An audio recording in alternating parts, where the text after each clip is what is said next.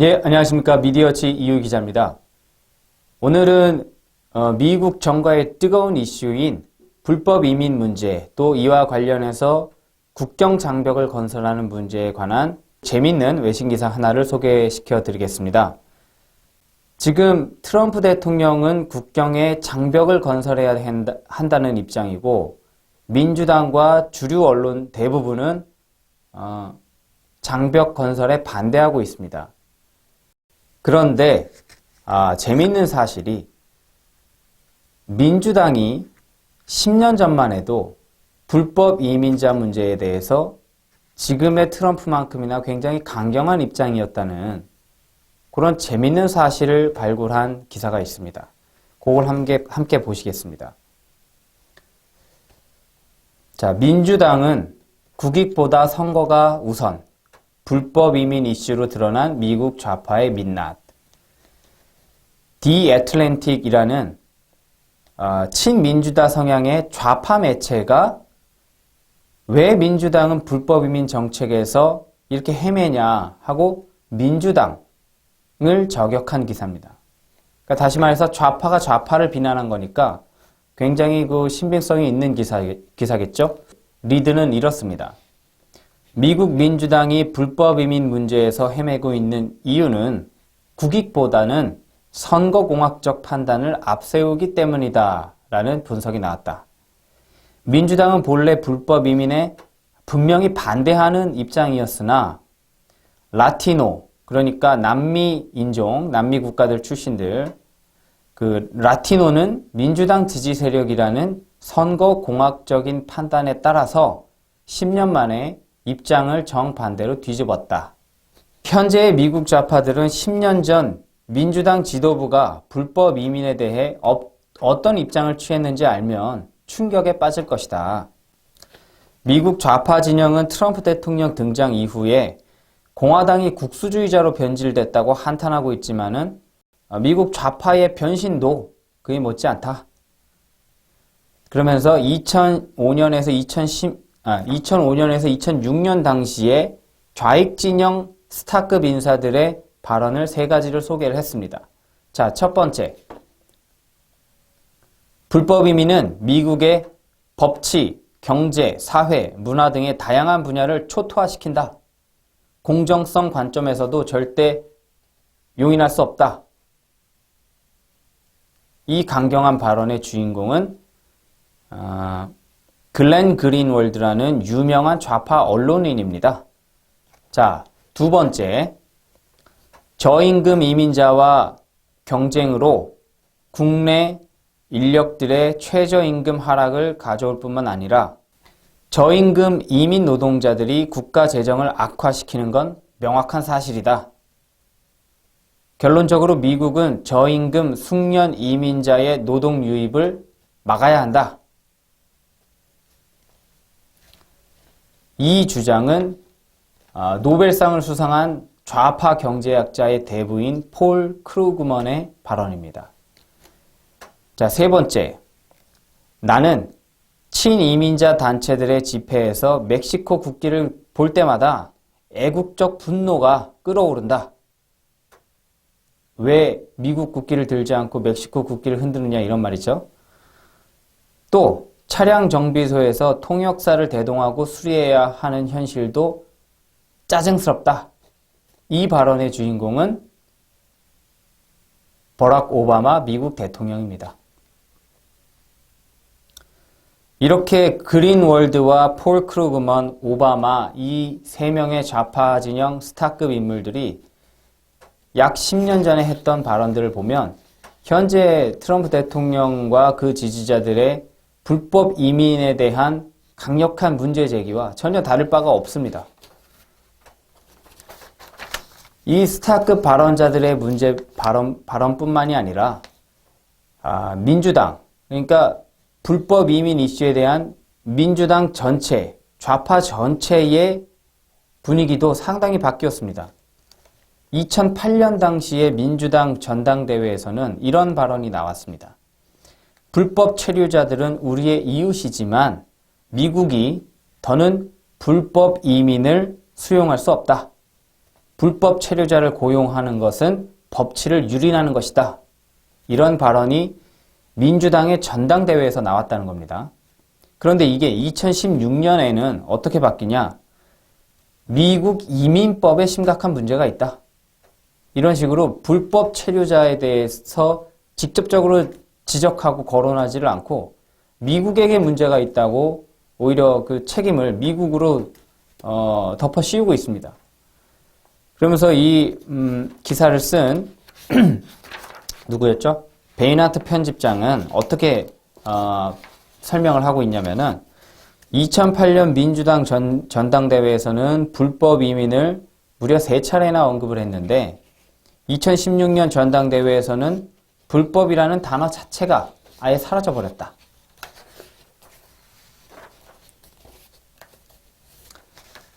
자, 여기 이 지점에서 우리가 봐야 될 게 미국 좌파나 한국 좌파나 어떻게 이렇게 말 뒤집기를 아주 천연덕스럽게 하는지 진짜 놀랄 노자입니다. 놀랄 노자.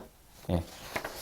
그러니까 10년 전에는 불법 이민 문제에 대해서 아주 강력하게 성토를 하고 불법 이민자를 고용하는 것은 법치를 유린하는 것이다라는 발언까지 했던 사람들이 트럼프가 막상 불법 이민자를 막으려고 불법 이민자 문제를 원천적으로 해결하려고 나서니까 갑자기 전부 다 반대하면서 불법 이민 문제가 아니라 미국의 법이 문제다라는 식으로 태도를 180도 바꾸는. 자, 우리나라 좌파 이름도 똑같습니다. 우리나라 민주당이나 미국 민주당이나 하는 행동이 뭐 별반 차이가 없습니다. 그런데 여기서 아주 중요한 사실이 민주당이 이민법에 대해서 노선을 변경한 것은 어떤 이유냐? 어떤 국가의 정당이라면은 국가의 이익과 안보를 최우선에 둬야 되지 않습니까? 그런데 미국의 민주당이 이민법에 대해서 노선을 변경한 원인은 분석을 해보니까 국익보다는 선거공학적인 판단이었다라는 게 이 분석 결과입니다. 그래서 이 분석 결과가 얼마나 신빙성이 있는지 한번 들어보시죠. 민주당의 노선 변경에 대해서 베이나트 편집장은 다음과 같이 분석했다. 2008년과 2016년 사이에 민주당 지도부는 불법 이민자인 라티노 인구 폭증이 민주당의 선거 경쟁력에 기여하고 있음을 깨닫기 시작했다. 즉, 민주당이 대선에서 이기는 방법은 이민법의 회의적인 기존 백인 유권자들을 안심시킬 필요 없이 그냥 곧바로 인구가 폭증하고 있는 라티노 지지자를 민주당 세력으로 결집시키는 것이라는 것을 선거공학적으로 판단했다. 그러니까 한마디로 불법 이민으로 한 해 수십만 명씩 미국에 쏟아져 들어오는 라티노들을 그냥 민주당의 지지자로 굳히는 게 선거 승리에 훨씬 유리하다. 이런 판단을 내렸다는 겁니다. 이 근거로 뭐가 있냐면은 2008년에 오바마의 재선 직후에 아주 대표적인 친민주당 좌파 매체인 살롱이 분석을 어떻게 했냐? 미국 인구 구성에서 폭증하고 있는 계층이 민주당을 지지했다. 미국 인구 구성에서 백인은 줄어들고 있습니다. 근데 폭증하고 있는 계층이 어디냐? 라티노입니다. 그러니까 남미 인종이 폭증하고 있는데 남미 인종은 왜 폭증하고 있느냐? 불법 이민, 그러니까 국경을 넘어서 불법으로 미입국하는 수치가 어마어마하기 때문입니다. 그런데 민주당의 친민주당 매체가 분석을 해보니까 뭡니까? 그러니까 폭증한 계층이 민주당을 지지하더라. 그러면서 이 매체가 또 뭐라 그랬냐? 이러한 패턴, 라티노의 민주당 지지가 계속 이어진다면 향후 40년 동안 공화당은 사막에서 헤매게 될 것이다. 이렇게 말한 겁니다. 그러니까 다시 말하면 이 라티노 계층을 민주당이 잡으면 공화당은, 트럼프는 폭망할 것이다. 이게 민주당의 계산이라는 겁니다. 민주당 매체가 그렇게 계산을 했다는 겁니다.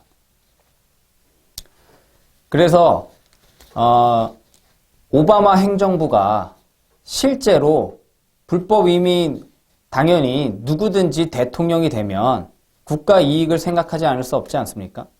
그래서 오바마 대통령이 국가 안보나 그런 치안에 위협을 주는 불법 이민자 문제를 해결하려고 했어요. 그런데 그 오바마의 발목을 잡은 게 바로 친이민 단체들이라는 겁니다. 그 구체적인 사례가 또 나와 있습니다.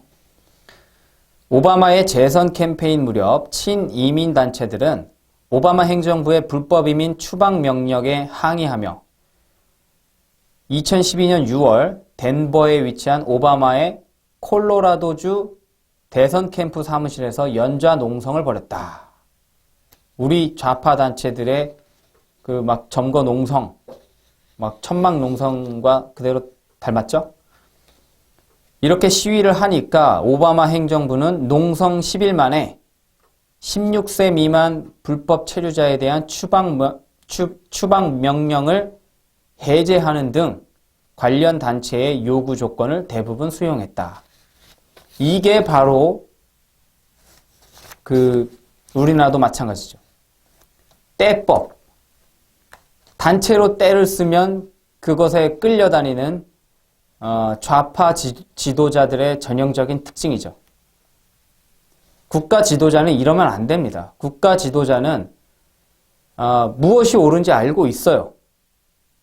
우리 일반 국민들보다 훨씬 더 많은 정보와 그리고 더 높은 위치에서 국가의 방향을 보고 있기 때문에 예를 들면 박정희 대통령이 경부고속도로 경부고속도로 놓으려고 할 때 우리 그 밑에 일반적인 서민 입장에서는 아니 지금 삶도 팍팍하고 밥도 제대로 못 먹고 뭐 어디 그냥 시내 길만 해도 비포장 도로가 많은데 무슨 뭐 고속도로를 서울에서 부산까지 놓느냐 하고 반대를 했고 또 한정된 정보나 경험 안에서는 그렇게 할 만합니다.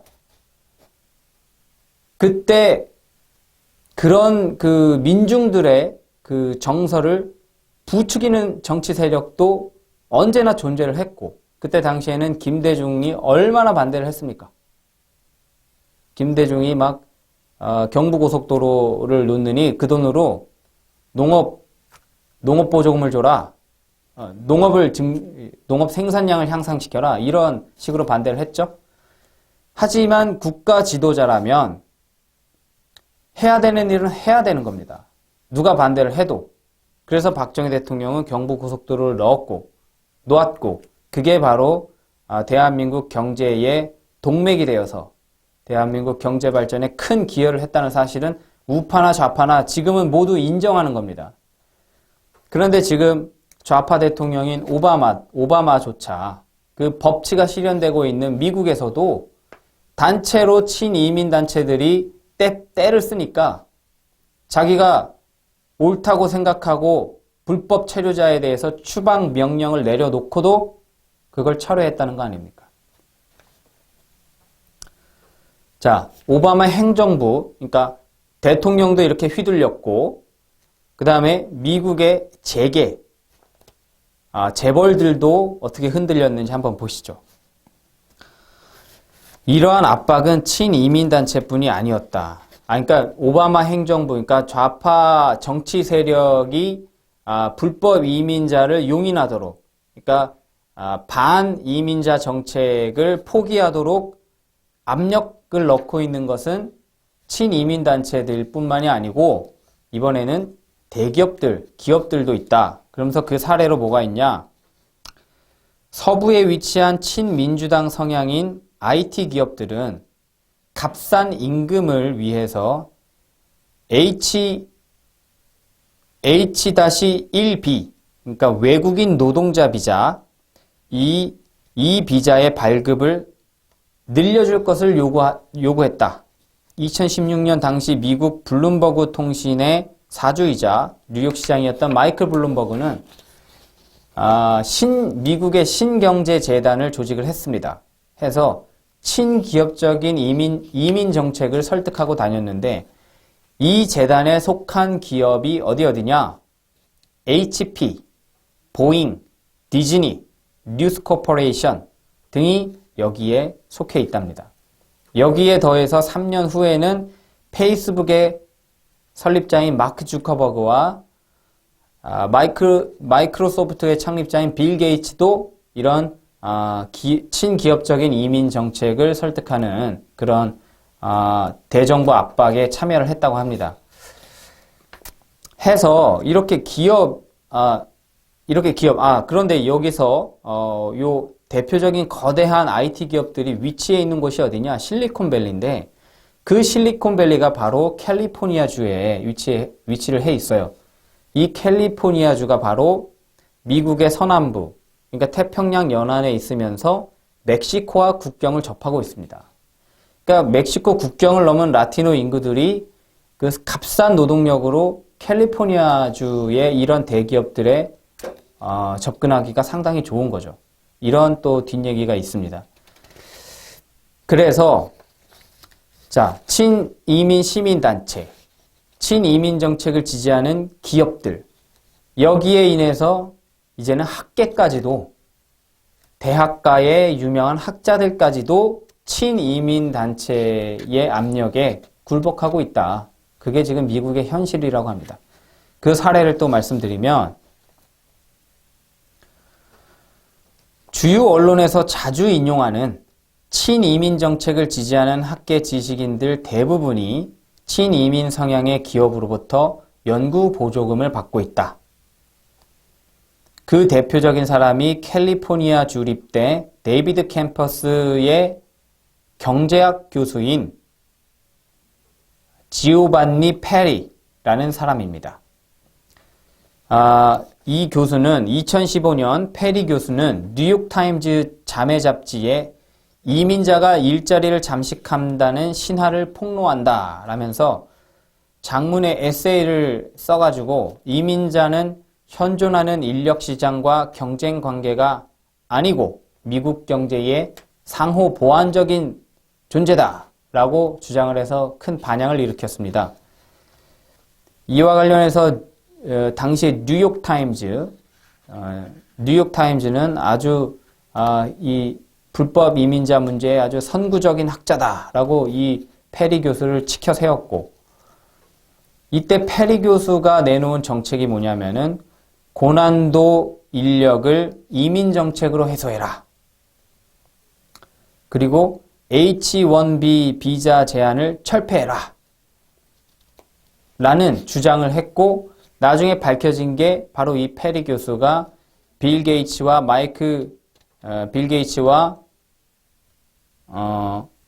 미국의 신경제재단으로부터 연구비를 지원받은 사실이 밝혀졌다는 겁니다. 자, 이제 마무리를 할 시간인데, 트럼프 대통령의 제1호 공약이 바로 국경에 장벽을 건설하겠다는 겁니다. 왜냐하면 이 정책은 많은 분들이 아시겠지만 현재 이민 자체를 막겠다는 게 아니라 불법적으로 들어오는 이민자, 쏟아져 들어오는 불법적인 이민자를 막겠다는 겁니다.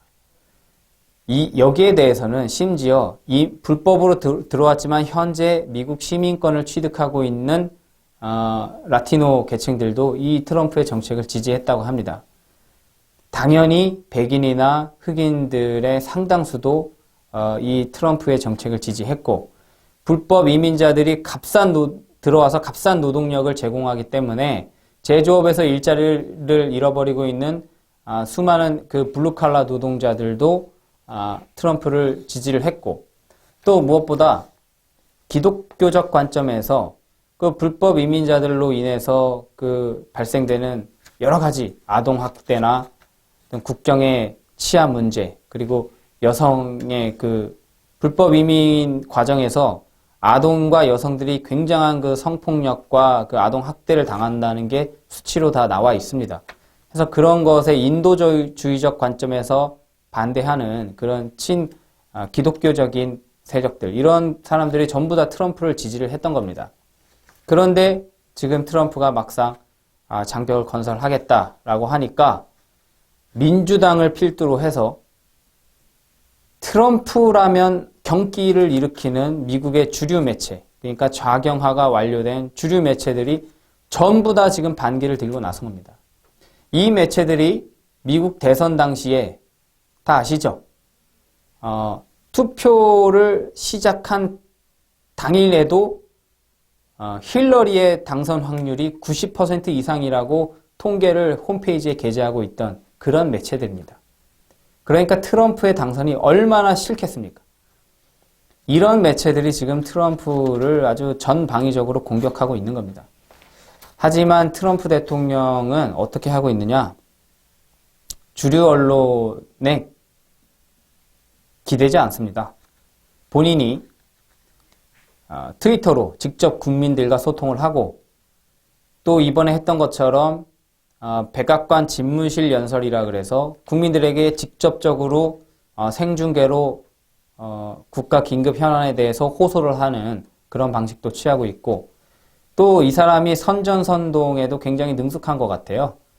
보면은 백악관에 올라있는 다양한 영상을 보면 국정장벽 건설을 관철시키기 위해서 트럼프 대통령이 헬리콥터를 타고 국경지대를 바로 날아가서 국경 수비대라던가 어떤 군인들과 경찰들, 보안관들을 격려하고 악수하고, 그 보안관들과 경찰관들의 쌓인 모습으로 인터뷰를 하고, 이런 어떻게 보면 설정된 장면 연출에도 굉장히 능숙하고, 지금 그래서 한마디로 주류 언론이 반대한다고 해서 굴복하거나 하고 있지를 않습니다.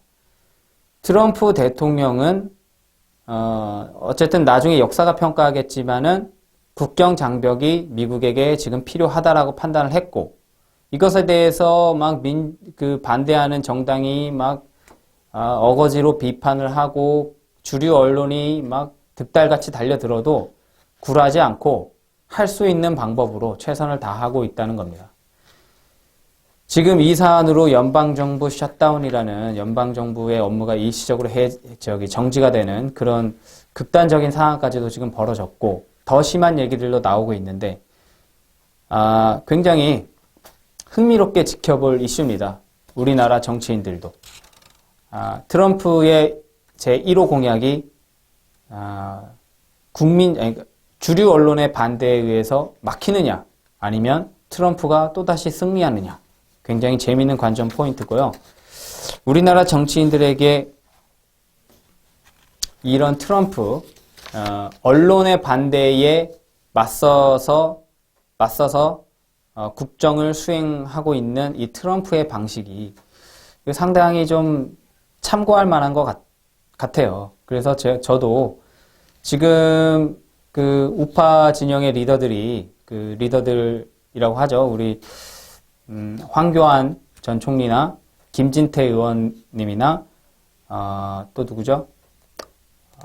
우리 오세훈 전 서울시장 등 또 뭐 여러 사람들이 지금 우파의 리더를 자처하고 나서고 있는데, 이분들이 언론의 눈치를 좀 안 봤으면 좋겠어요.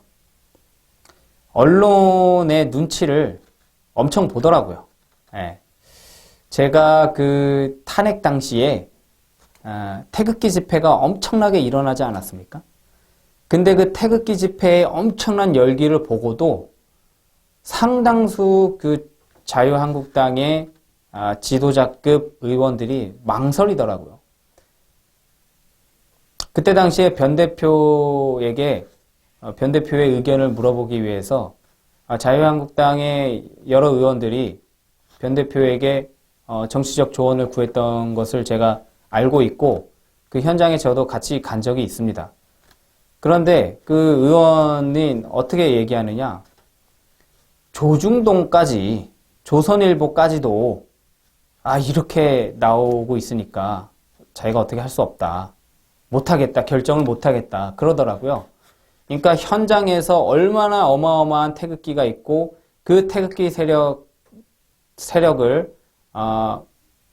함께 가면 정치적인 기회가 올 것이다. 라고 이렇게 조언을 해도 그 의원 나리들은 주류 언론, 특히 좌파면 한겨레, 경향 JTBC, 우파면